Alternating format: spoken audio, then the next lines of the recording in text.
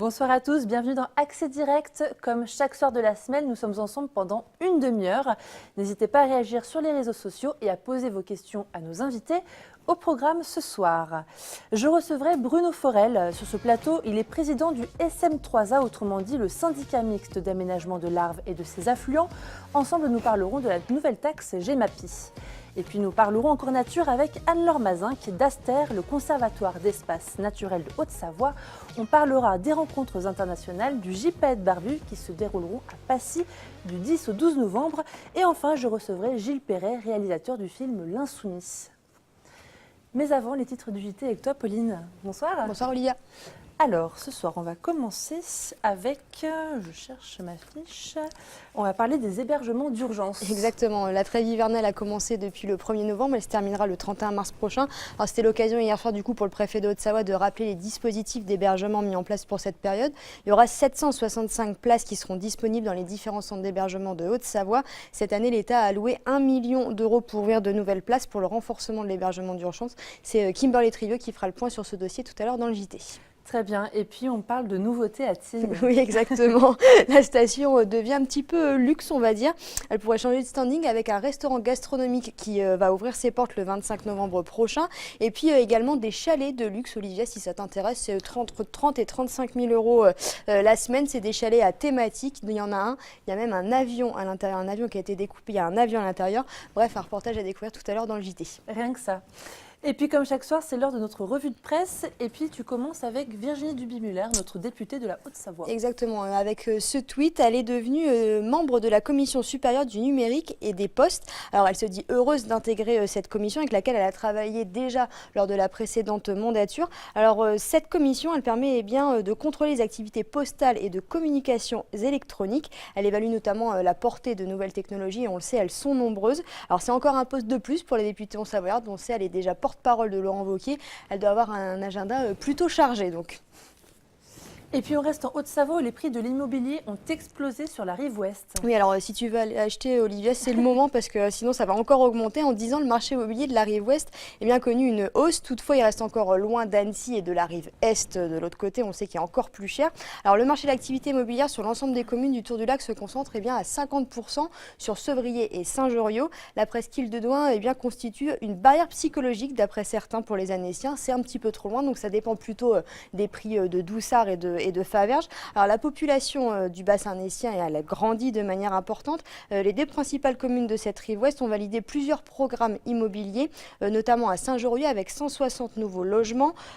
Côté de Sévrier, c'est 120 appartements qui sont attendus au centre du bourg. Alors pour donner une petite idée, Olivia, le prix médian d'un appartement ancien à Saint-Joriot, c'est aujourd'hui de 3 790 euros le mètre carré, alors qu'en 2008, il était seulement, entre guillemets, de 3 073 euros. Donc ça a pris 700 euros le mètre carré.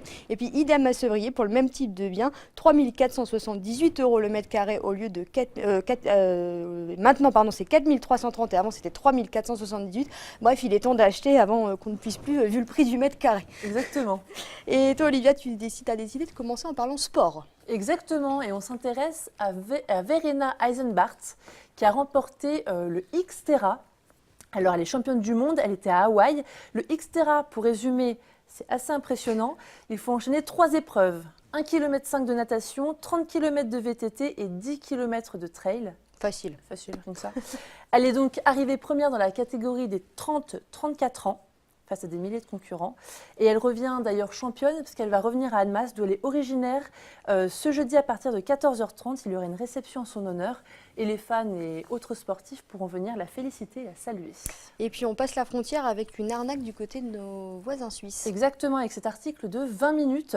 Une Polonaise de 36 ans a été condamnée à 3 ans et demi de prison ferme et 10 ans d'expulsion du territoire pour escroquerie et tentative d'escroquerie. Elle avait déjà été condamnée 3 fois en Allemagne, donc on va dire qu'elle est assez connue de la justice. En fait, avec un complice, ils ont soutiré 90 000 francs suisses à un octogénaire genevois, grâce à l'arnaque dite du faux neveu. Donc en général, ce sont les personnes âgées qui sont visées. L'objectif, c'est de se faire passer pour un membre éloigné de la famille qui a besoin d'argent dans l'urgence. À ce stade précis, l'octogénaire pensait avoir affaire à un ex-collaborateur. Et pour le coup, Ça a plutôt bien fonctionné. Si les 2 escrocs se sont fait arrêter, c'est grâce à un autre senior qui, lui, n'est pas tombé dans le panneau et qui a prévenu la police. Il faut savoir que cette escroquerie a été inventé par un Polonais, lui aussi, Arkadiusz Lakatow, dit Os, dans les années 90, et il a été arrêté seulement en Autriche l'année dernière. Donc, Il a beaucoup sévi, a priori. exactement, il a Il faut donc faire très attention quand on vient frapper à sa porte. C'est ça.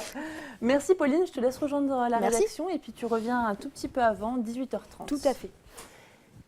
Et puis il est temps de recevoir notre invité du jour.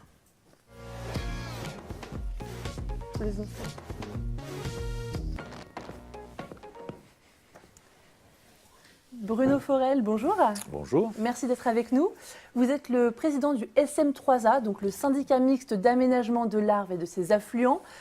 Pour faire simple, vous recouvrez un territoire de plus de 2000 m², 106 communes et près de 1400 km de cours d'eau, c'est bien ça? Oui. Alors pour les téléspectateurs, est-ce que vous pouvez nous expliquer brièvement vos missions au SM3A? Alors le SM3A est donc un syndicat qui qui réunit l'action des intercommunalités de Chamonix jusqu'à la frontière suisse. Donc ces missions proviennent de son origine, qui était à l'origine un syndicat qui avait été créé pour s'occuper de la rivière Arve. D'accord. Voilà, son fondateur, Michel Mélan, avait trouvé qu'il était difficile de traiter les problèmes de la rivière à Bonneville seulement. Et donc, il avait prié tous les maires et responsables au long de la rivière de se réunir en un syndicat pour traiter les problèmes liés à la rivière, qualité de l'eau, problèmes d'inondation, tenue des ouvrages, et donc avait créé un syndicat de rivière qui permettait de traiter ce problème. Puis, la démarche s'est étendue à l'ensemble du bassin versant. C'était autour des années 2015-2016. Et donc, cette même nécessité a été ressentie par l'ensemble du bassin versant et donc s'applique aujourd'hui à toutes les rivières, non seulement à l'Arve, mais à tous les affluents. Donc nos missions, c'est faire en sorte que ces rivières gardent leur qualité écologique, qu'elles charrient une eau de qualité et que lorsqu'elles se mettent un petit peu en colère, nous soyons en capacité de prémunir les dégradations qu'elles pourraient porter aux personnes, évidemment, d'abord, et puis aux biens ensuite. Alors justement, on va parler de la compétence GEMAPI, gestion des milieux aquatiques et la prévention des inondations, dont vous avez la compétence. Qu'est-ce que c'est concrètement? Alors, ce mot-là, cet acronyme GEMAPI, un peu particulier, provient donc d'une décision qui a été prise lors des dernières lois de refondation de l'échelle locale, loi NOTRe et loi MAPTAM, qui finalement formalise ce que le SM3A faisait déjà depuis longtemps historiquement, c'est-à-dire d'être en capacité d'agir au quotidien, au jour le jour, sur la qualité de l'eau des rivières, comme de prévenir, d'entretenir les installations qui vont permettre, en cas de crue, d'éviter les catastrophes qu'on a, hélas, aussi connues dans nos régions. Pour mémoire, je pense qu'on peut avoir une pensée pour les victimes, notamment de la catastrophe du Born. Donc, cette GEMAPI c'est une manière que l'État a choisi de réunir cette compétence pour permettre qu'elle soit exercée au niveau local. Ce qu'il faut savoir, c'est qu'une partie de cette compétence était autrefois assumée par l'État, et notamment un certain nombre de digues au long de l'Arve sont aujourd'hui encore des digues d'État, et que c'était à la responsabilité de l'État, notamment sur la question de la prévention des inondations. Et donc, à l'occasion de ces lois, il a été décidé que, de manière obligatoire, à partir de 2018, les communautés de communes seraient dans l'obligation d'assumer cette compétence particulière. Alors, pour quelles raisons est-ce que vous avez commencé à la mettre en place à partir d'aujourd'hui? Bien, d'une certaine manière, je l'ai un peu dit tout à l'heure, la raison est simple. Le SM3A avait déjà engagé cette démarche de mutualisation à l'échelle de tout un territoire, à une échelle logique de travail, donc au niveau d'un bassin versant. Et c'est pourquoi il a paru intéressant et utile aux membres du syndicat, donc toutes les communautés de communes de ce même bassin versant, de se saisir de cette occasion pour, je dirais, entrer dans les nécessités d'action au plus vite. Car il faut comprendre qu'en même temps qu'a été créée cette compétence, un certain nombre d'obligations ont été proposées aux collectivités territoriales, et notamment des obligations de sécurité quant aux ouvrages et aux systèmes d'endiguement qui protègent les populations, avec des nécessités de répondre avant 2019 à des contrôles, à des réglementations sur les digues, et puis pour les moins importantes 2021, mais ce qui fait des obligations lourdes qui consistent non seulement à évaluer l'état de ces ouvrages, mais également à être en capacité de les réparer et d'être à même de garantir leur efficacité en cas de nécessité. C'est donc la raison pour laquelle vous avez mis en place une taxe.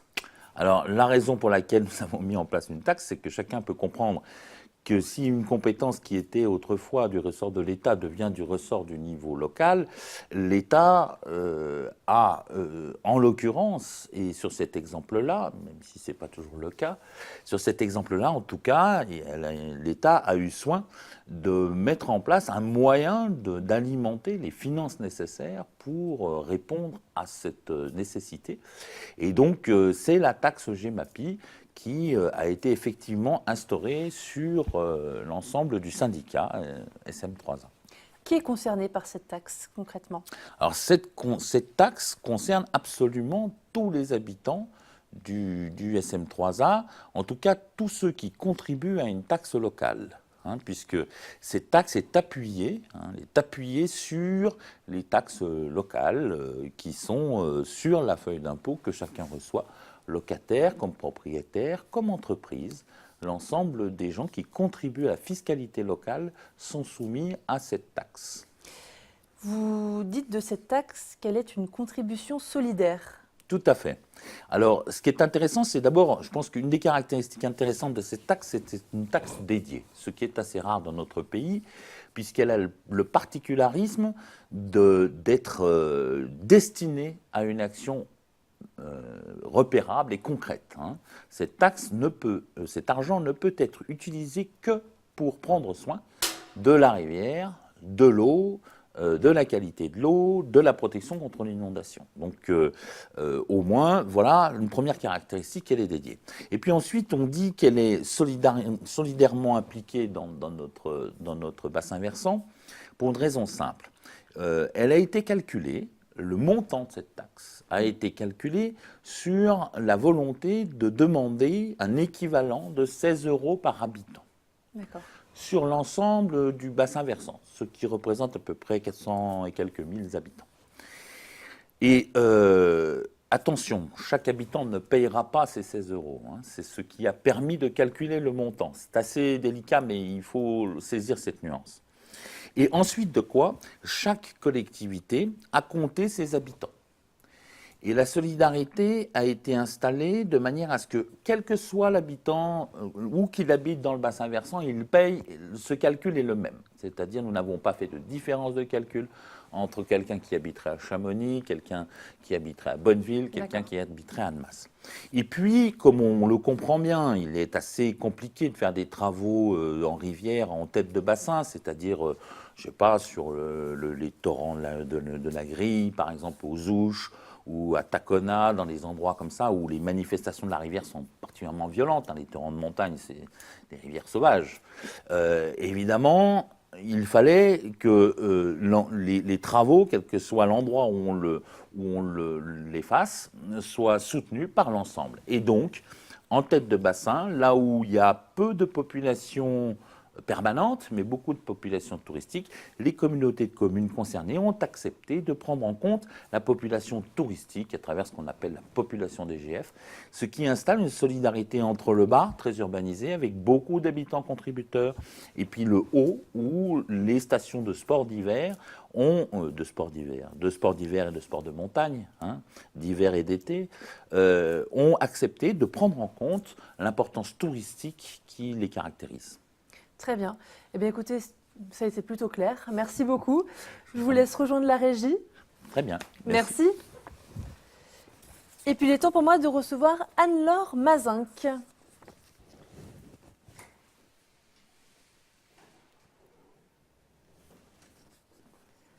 Bonsoir, je vais Bonsoir. vous installer.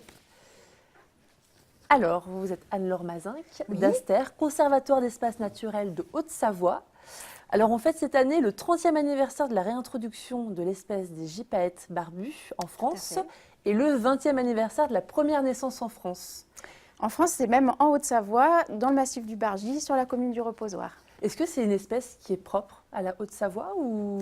Non, aujourd'hui, il y a des gypaètes, surtout l'arc alpin, mais surtout, c'est une espèce qui avait complètement disparu de l'arc alpin. Elle a été réintroduite dans les années 70. D'ailleurs, les débuts ont été assez périlleux, c'était compliqué, jusqu'à ce premier couple qui, effectivement, s'est installé sur le versant français des Alpes, au Reposoir. Alors, Anne-Laurence, est-ce que vous pouvez nous expliquer, pour les téléspectateurs qui ne connaissent pas forcément l'espèce, puisqu'on n'en voit pas forcément, en quoi est-ce qu'elle est spéciale, cette espèce? Alors le gypaète barbu, il a plein de particularités. D'abord, c'est le plus grand vautour qu'on trouve en France. C'est un oiseau qui a une envergure de 3 mètres, donc c'est assez considérable. On le surnomme aussi le casseur d'os parce qu'il a une particularité qui lui appartient vraiment que à lui, c'est qu'il se nourrit de carcasses d'animaux. Donc c'est le dernier en fait vautour à intervenir sur une carcasse et c'est celui qui va venir manger les os. Et pour manger les os, il les attrape dans son bec, il s'envole. Et quand les os sont trop longs, il les laisse tomber depuis le ciel afin de les casser et il va aller chercher son morceau d'os à terre dans les pierriers qui se sera en gros coupé en plusieurs fragments pour pouvoir l'avaler. Alors après, il a des sucs gastriques dans son œsophage qui lui permettent vraiment de digérer les os, quoi. C'est particulier. Alors, en France, il y a Domancy, il y a le seul centre d'élevage de Tout à France. fait, c'est un centre qui est unique en France, qui n'est pas ouvert au public, qui en fait a une fonction particulière, c'est de produire des poussins qui seront réintroduits en milieu naturel et qui reviendront recoloniser de nouveaux territoires. Alors ils ne seront pas forcément réintroduits en Haute-Savoie ni d'ailleurs en France, il y a des poussins qui partent dans l'Europe entière, jusqu'en Espagne, parfois dans les pays du Nord, voilà. C'est un centre qui permet de produire, j'aime pas le terme, entre guillemets, des poussins pour de la réintroduction en nature. Parce que c'est une espèce qui est vraiment menacée. Alors c'est une espèce qui avait disparu, donc qui était plus que menacée. Et aujourd'hui, alors les tendances générales sont bonnes, c'est-à-dire que l'oiseau se reproduit, recolonise de nouveaux territoires, mais il faut savoir que les gypaètes ont un rythme de reproduction qui est assez lent. Ils donnent environ, en moyenne, en nature, il y a un poussin qui naît tous les 2-3 ans. D'accord. Voilà. Et une fois qu'ils deviennent adultes, par contre, la mortalité est limitée, mais bon, ce rythme de reproduction est quand même vraiment lent. Et puis, ils doivent faire face à plusieurs menaces. Il y a tout d'abord la menace de la collision avec les câbles. Alors, ça peut être des remontées mécaniques ou des câbles électriques qui sont fatales à l'oiseau. La seconde menace, c'est l'intoxication au plomb. En fait, en ingérant des carcasses, parfois, il y a des formes d'intoxication qui perturbent la reproduction. Et puis, la troisième menace, c'est le dérangement provoqué par les humains, parfois, notamment au cours d'activités de loisirs qui peuvent être l'escalade, le survol, voilà, qui viennent perturber en fait le rythme de vie de l'oiseau et surtout la reproduction. D'accord. Alors dans ce centre d'élevage, ils sont à l'abri du public, on va dire ça comme ça. Tout à fait. Et cet élevage a été rénové? Oui, tout à fait. Le centre d'élevage a été refait à neuf cet été parce que il commençait à fatiguer. Il avait plus d'une dizaine d'années. Et du coup, grâce à un programme européen d'ailleurs financé par l'État, la région et le département, il a pu être complètement reconstruit pour accueillir les oiseaux dans les meilleures conditions. D'ailleurs, il me semble qu'ils peuvent accueillir 4 couples. C'est ça, tout à fait. C'est ça. Comment est-ce qu'ils vivent? Comment est-ce que ça se passe dans ce centre d'élevage? Ils vont, ils viennent Alors, ils sont dans des volières, c'est des oiseaux en captivité. Souvent, c'est des oiseaux qui ont été récupérés en nature blessés. Qui du coup ne peuvent plus vivre en nature et du coup ils sont gardés au centre d'élevage où ils sont gardés en captivité, donc non, ils restent vraiment dans les volières et où ils sont nourris, donc on leur donne effectivement des des carcasses pour les nourrir. Et on les... Alors, il y a des caméras d'ailleurs, on peut aller voir les gypaètes sur les web caméras, quoi. En allant sur le site du gypaète barbu, c'est gypaète-barbu.com. On peut accéder aux caméras et voir les oiseaux en live en fait. Intéressant. Certains chanceux pourront les voir de près lors de l'inauguration. Alors, l'inauguration du centre d'élevage, effectivement, donnera lieu à une visite, mais comme on le disait, hein, c'est des oiseaux qui restent sauvages et du coup, c'est vraiment un petit nombre de personnes qui sera autorisé à accéder au centre, qui n'est, encore une fois, malheureusement pas ouvert au grand public. Mais c'est vrai que c'est des oiseaux qui stressent, en fait, s'il y a trop de monde. Vous voyez, là, on voit bien sur les images, il a une pupille rouge, en fait, autour de l'œil. Et cette pupille, par exemple, quand l'oiseau est en situation de stress, eh bien, elle grossit, le cercle rouge s'épaissit et ça signifie que l'oiseau est en situation de stress. Et ce stress peut être causé en fait par un trop grand nombre de personnes qui seraient présentes. Donc on est vraiment obligé de prendre des mesures un peu drastiques pour faire attention à la santé des oiseaux. Ouais. Le fait que ce centre d'élevage ait été rénové, le fait qu'il puisse se reproduire et être ici, est-ce que c'est encourageant pour l'espèce ? Bah, tout à fait, parce que, comme je le disais tout à l'heure, l'existence de ce centre permet de réintroduire des poussins en nature. Donc, c'est vraiment un bon point pour l'espèce. Et puis après, il y a toutes les actions qui sont mises en œuvre pour réduire aussi les menaces que je citais tout à l'heure. Voilà. Par exemple, si on reprend l'exemple des problèmes de pollution avec les câbles électriques, eh bien, on travaille vraiment en lien étroit avec les domaines skiables et avec les distributeurs d'énergie comme Enedis ou RTE pour équiper justement ces lignes. Et d'ailleurs, cet équipement va produire un effet levier sur les autres espèces qui vivent dans les montagnes, comme par exemple le tétralyre. Je ne sais pas si vous connaissez, c'est une espèce de galliforme, le tétralyre, qui vit aussi dans les montagnes et qui profite de ces équipements voilà, pour lui aussi éviter des collisions qui sont fatales hein, dans la plupart des cas pour les oiseaux. On va juste revoir l'affiche. Donc la journée du gypaète barbu, ce sera samedi. Voilà, alors en fait, il y a deux événements un peu en lien. Il y a les rencontres internationales du gypaète barbu, ça c'est sur 3 jours, c'est le vendredi, le samedi et dimanche, mais c'est plutôt réservé à des spécialistes. Il y aura près de 150 personnes qui seront présentes, dont de nombreux spécialistes de l'espèce sur toute l'Europe, hein, puisque là aussi on est dans le cadre d'un projet européen voilà, qui vise à réintroduire, à protéger l'oiseau sur l'ensemble de l'arc alpin dans sa dimension européenne. Et puis, on a voulu quand même faire profiter le grand public de cette découverte de cet oiseau avec une journée qui est organisée en effet le samedi 11 novembre au Mountain Store à Passy, qui s'adresse aux familles, donc enfants comme adultes, qui est entrée libre et gratuite et qui proposera plein d'animations. Alors, il y aura un jeu de piste, il y aura des activités manuelles autour du gypaète, il y aura une tyrolienne pour apprendre aux enfants à casser l'os comme le fait le gypaète. Il y a des expos photos, il y aura des projections. Donc vraiment, pour ceux qui sont curieux, qui connaissent ou d'ailleurs qui ne connaissent pas encore cet oiseau, qui fascine, hein, parce que ce qui est le plus extraordinaire, je fais juste une petite parenthèse dans cet oiseau, c'est que je le disais, il a été éradiqué des Alpes à la fin du 19e siècle parce qu'il était mal aimé, il était considéré comme diabolique à cause de justement cette petite pupille rouge. Et puis c'est un oiseau qui prend des bains de boue, et du coup cette couleur un peu orangée, rouge sur son poitrail, voilà, inspirait des craintes en fait aux populations. Et ce qui est vraiment fascinant, c'est qu'aujourd'hui le regard sur cet oiseau a complètement changé. Et aujourd'hui c'est un oiseau qui fascine les populations, qui fascine les habitants de la Haute-Savoie. Il y a des gens qui font exprès sur le Bargy se promener pour avoir la chance d'observer le vol du gypaète. Donc voilà, il y a vraiment eu une évolution sociale et culturelle sur cet oiseau et c'est vraiment le point, je trouve, très positif dans cette réintroduction. Bah écoutez, merci beaucoup d'avoir répondu à mes questions. Je vous laisse rejoindre la régie. Merci beaucoup. Merci beaucoup. Et puis je reçois Gilles Perret. C'est pas grave. Bonsoir. Bonsoir. Alors vous êtes documentariste, réalisateur. Alors je vais faire une brève biographie. Vous êtes originaire de Mieuxy. Vous avez déjà mis en valeur les Pays de Savoie dans plusieurs de vos réalisations, comme dans Huis clos à Évian, c'est ça, ou alors Ça chauffe dans les Alpes. Vous avez aussi rendu hommage à Ambroise Croizat, l'un des fondateurs de la sécurité sociale. Et là, vous vous êtes penché sur Jean-Luc Mélenchon avec votre film L'Insoumis. Je vous propose de regarder un petit extrait avant de passer à l'interview. Je me méfie aussi d'un truc, c'est que nous, ça finit par nous monter à la tête, quoi.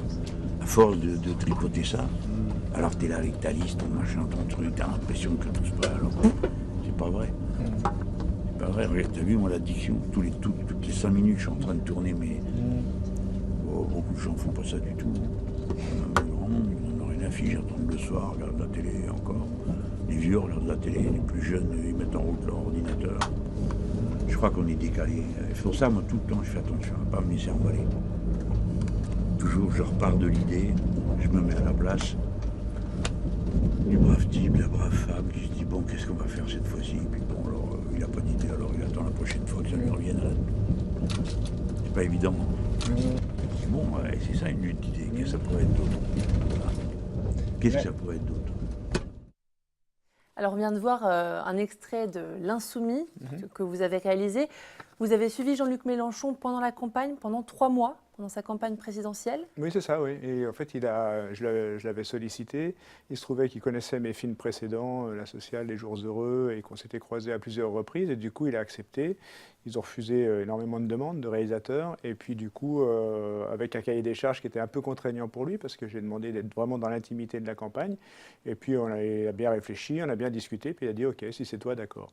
Et donc, du coup, on a commencé début février jusqu'à sa défaite, le 23 avril. Donc, de presque 3 mois, effectivement, à le suivre. Alors, pas tous les jours au début. Je venais 3 jours. Après, je revenais ici, en Haute-Savoie, un petit peu, je repartais. Puis par contre, les 10 derniers jours de campagne, je suis resté avec lui parce que le temps s'accélérait et sa disponibilité diminuait. Donc du coup, il fallait que je sois là un peu à tous les moments où on ait un petit peu de temps pour discuter et puis où il se passe des choses intéressantes.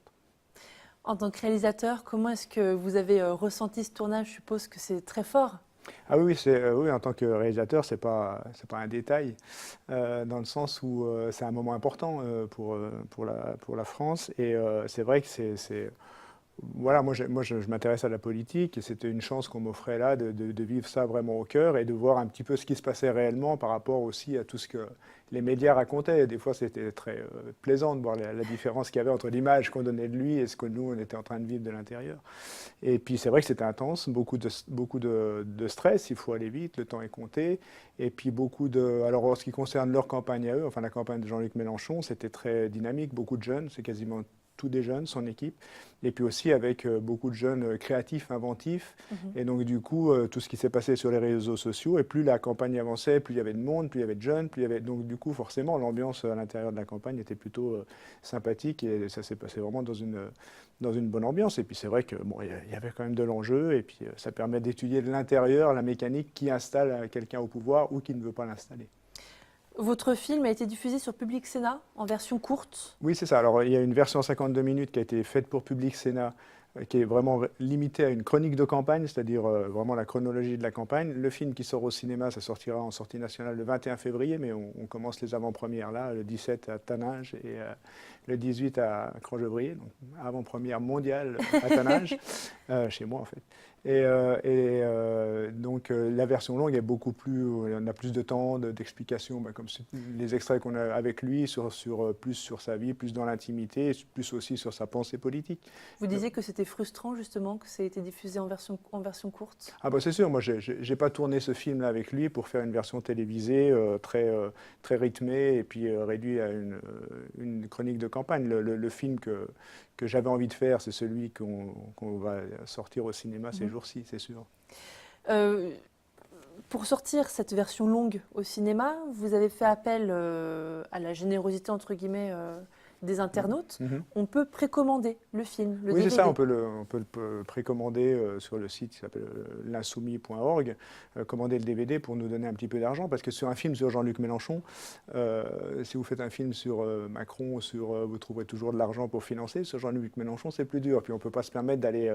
Il n'y a aucun partenaire, comme on dit dans les médias en général, le partenaire privé qui va financer un film sur Jean-Luc Mélenchon, quelqu'un qui va contre leurs intérêts. Donc du coup, c'est sûr que je pouvais compter que sur la générosité des gens qui avaient envie de connaître le personnage un petit peu dans l'intimité.